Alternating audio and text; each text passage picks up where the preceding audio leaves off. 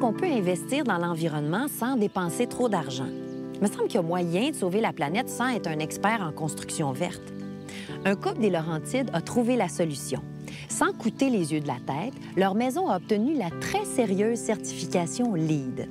La bonne nouvelle, c'est qu'ils ont décidé de mettre leur expérience au service de leurs clients qui veulent construire responsable et abordable. Une maison verte, sans se mettre dans le rouge.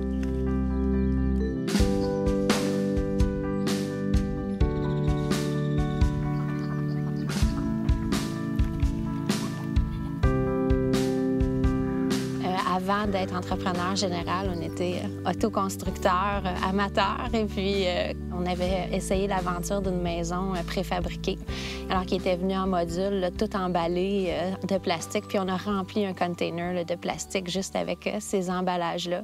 Et puis à partir de là, on s'est dit que le développement ne s'arrêterait pas, puis qu'il y aurait sûrement moyen de le faire de manière plus écologique. Robin et Julie ont trouvé toutes les réponses à leurs questions dans cette maison qu'ils ont construite et qui répond à la norme LEED. Bien, LEED, c'est une approche globale là, qui prend en compte la performance énergétique des bâtiments en relation avec la santé des gens et l'environnement. LEED considère les différents aspects qui englobent un projet de construction, c'est-à-dire donc tout le processus de conception et l'innovation qu'on peut apporter dans un projet.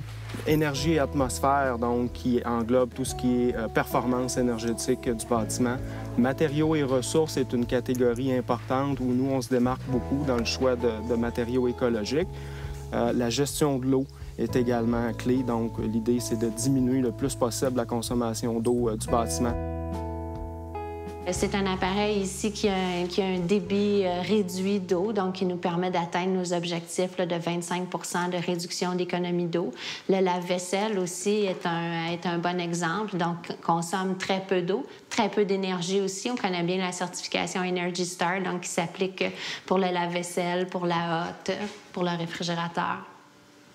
Au niveau des comptoirs, c'est un comptoir d'érable, un érable certifié FSC, donc qui provient d'une forêt gérée de manière durable. Au niveau des planchers, c'est du mélèze, c'est une essence qui pousse ici. Ensuite, il est huilé avec une huile là, qui ne dégage pas encore là, de substances nocives pour les habitants. Et puis qui est fabriqué en Beauce. Au niveau de l'ardoise, ici sur le foyer, on a privilégié ça, par exemple, à de la céramique italienne. Donc, c'est une ardoise qu'on retrouve ici au Québec. Il n'y a pas de transformation dedans. Sur le foyer, c'est de l'ardoise qui vient de la Nouvelle-Écosse. Le programme d'évaluation LEED alloue plus ou moins de points en fonction des matériaux et des méthodes de construction choisies afin de réduire l'empreinte écologique d'un bâtiment. Selon le pointage final obtenu, la construction méritera la cote LEED de base, argent, or ou platine.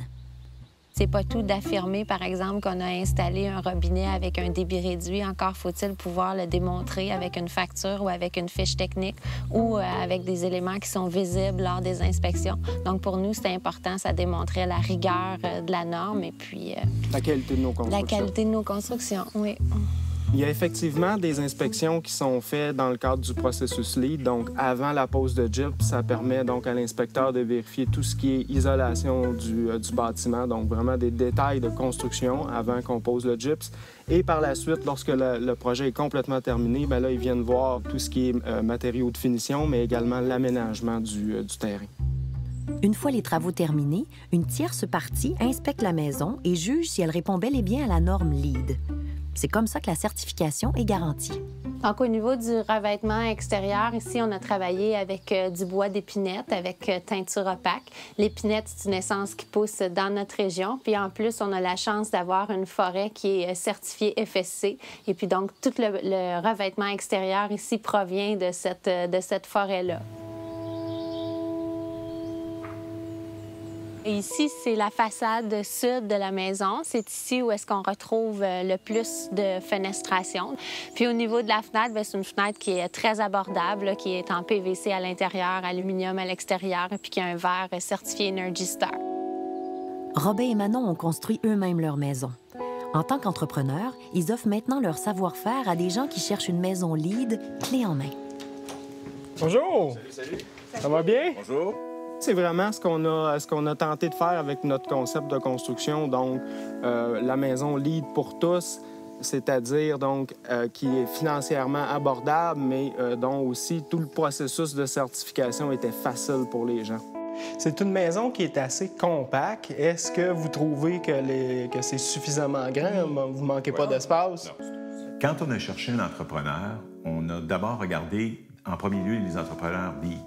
Parce qu'on voulait avoir quelqu'un qui soit capable de nous construire la maison et on se disait que nous, on n'était pas capable nécessairement de connaître tous les détails de lead. On était intéressé, mais on était intéressé à avoir quelqu'un qui avait l'expertise.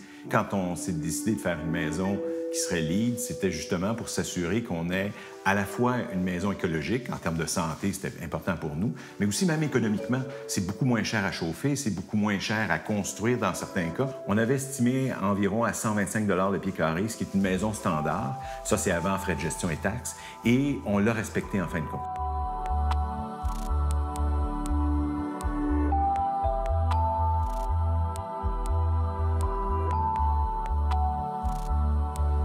Il y a une dimension humaine, interactive avec nos clients, avec les gens qui la construisent, avec nos valeurs aussi, le respect de l'environnement. Donc, tout ça contribue à faire une démarche toujours enrichissante.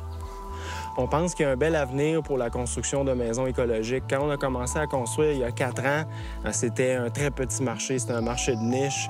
Les gens nous trouvaient un peu spéciaux de poser beaucoup de questions sur la provenance des matériaux, par exemple.